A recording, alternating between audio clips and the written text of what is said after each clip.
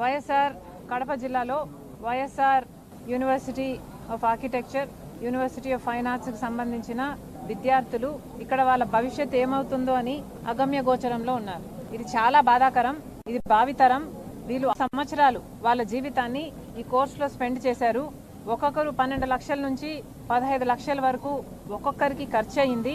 ఇంతమంది బిడ్డలు వాళ్ళ జీవితంలో 5 సంవత్సరాలు ఈ కోర్సుకు కేటాయించి ఈ కోర్సు పూర్తి చేసుకొని జీవితాన్ని మొదలు పెట్టాల్సిన వాళ్ళు, లోకంలోకి అడుగు పెట్టాల్సిన వాళ్ళు, కనీసం ఈరోజు ఒక వ్యాలిడ్ సర్టిఫికెట్తో వీళ్ళు ఇక్కడ నుంచి బయటికి వెళ్తామా లేదా అని కూడా ఈరోజు అర్థం కాని పరిస్థితిలో వీళ్ళు ఉన్నారు. అంటే అసలు మన సిస్టమ్ ఎంత కరప్ట్ అయిపోయిందో, ఎంత అన్ఆర్గనైజ్డ్గా ఉందో, ఎంత లెక్కలేనితనమో అర్థమవుతోంది.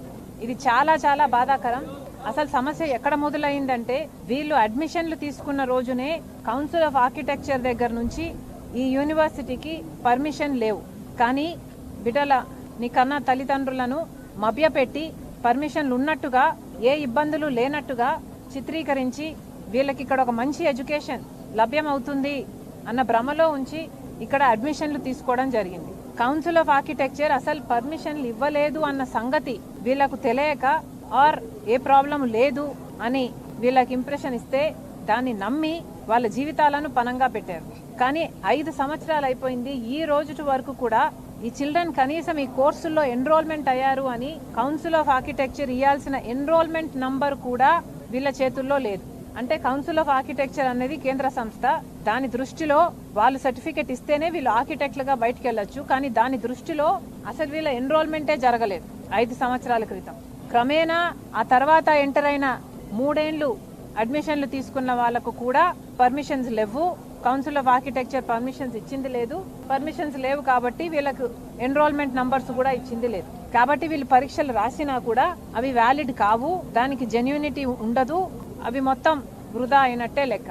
ఎంత దీనంగా, ఎంత అసలు దీన్ని ఏమనాలో అసలు క్షమించరాని తప్పు ఇది.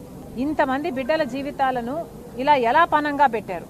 వైసీపీ అధికారంలో ఉంది, జగన్మోహన్ రెడ్డి గారు ముఖ్యమంత్రిగా ఉన్నారు, ఇక్కడ ఎంపీగా అవినాష్ రెడ్డి గారు ఉన్నారు. మరి మీ సొంత జిల్లాలోనే, మీ సొంత ప్రదేశంలోనే ఇంత అక్రమంగా, ఇంత నిర్లక్ష్యంగా ఒక యూనివర్సిటీలో బిడ్డల అడ్మిషన్లు జరుగుతున్నాయి, పర్మిషన్లు లేవని మీకు తెలుసు.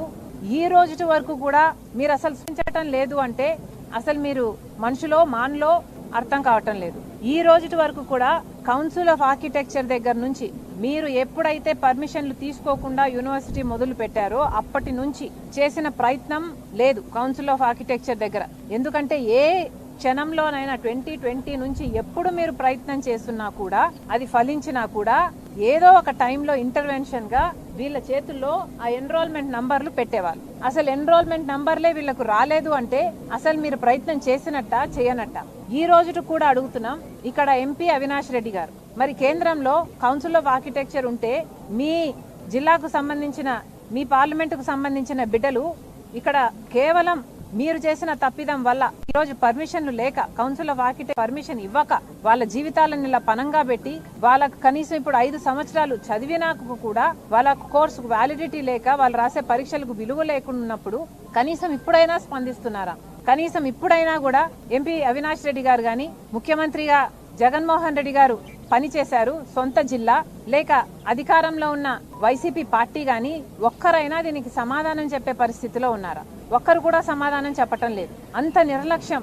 మరి ఇప్పుడి ప్రభుత్వం, కూటమి ప్రభుత్వం ఉంది, చంద్రబాబు గారు అధికారంలో ఉన్నారు, బీజేపీతో కూటమి కట్టారు. మరి కనీసం మన బిడ్డలకు కౌన్సిల్ ఆఫ్ ఆర్కిటెక్చర్ దగ్గర నుంచి మీరు సంవత్సరం రోజులైంది ముఖ్యమంత్రిగా పనిచేస్తున్నారు, సంవత్సరం రోజుల నుంచి ఈ బిడ్డలు ధర్నా చేస్తూనే ఉన్నారు.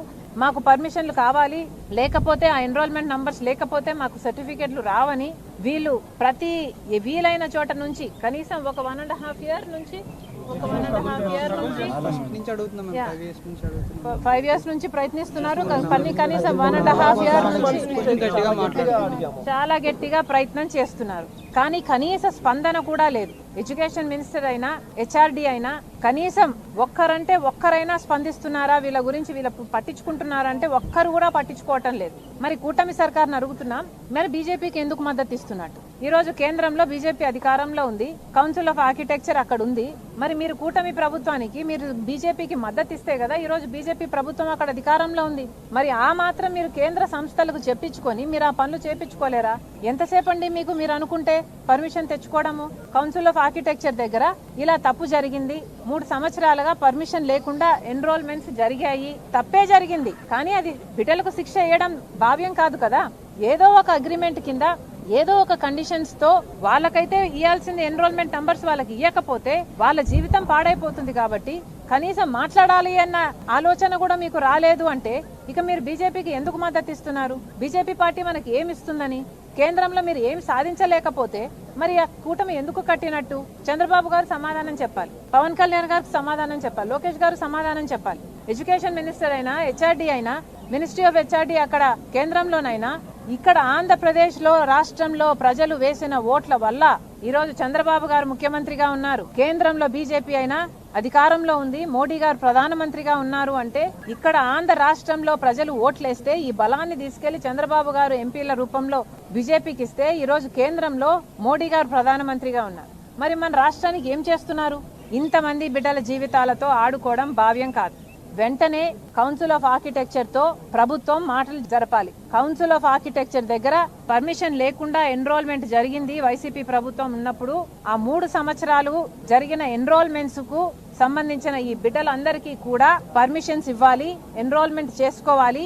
వీళ్ళు వ్యాలిడ్ స్టూడెంట్ అని వీళ్ళ జెన్యునిటీని ఎస్టాబ్లిష్ చేయాల్సిన అవసరం ఉంది. కాబట్టి ఇక్కడున్న తెలుగుదేశం ప్రభుత్వం, చంద్రబాబు గారు, లోకేష్ గారు జోక్యం చేసుకుని, కూటమి సర్కార్ జోక్యం చేసుకుని వీళ్ళందరికీ భరోసా కలిగించేటట్టు కౌన్సిల్ ఆఫ్ ఆర్కిటెక్చర్ తో వెంటనే మాట్లాడి ఇక్కడ వీళ్ళకు కావాల్సిన పర్మిషన్ వీళ్ళకు గ్రాంట్ చేయాలని, గ్రాంట్ చేసేటట్టు చూడాలని మీరు పట్టాలని కాంగ్రెస్ పార్టీ డిమాండ్ చేస్తుంది.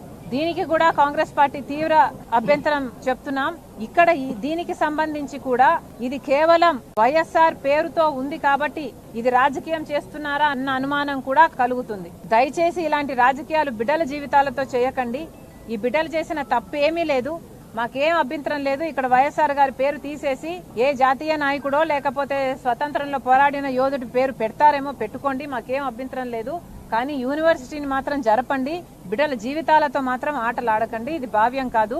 ఇక్కడ ఈ ప్రాంతంలో పెట్టిన ఈ యూనివర్సిటీ ఇక్కడ కొనసాగేలా, విశాఖపట్నంలో కావాలంటే ఇంకొకటి పెట్టుకునేలా ఏర్పాట్లు చేయాలని కూడా కాంగ్రెస్ పార్టీ డిమాండ్ చేస్తుంది.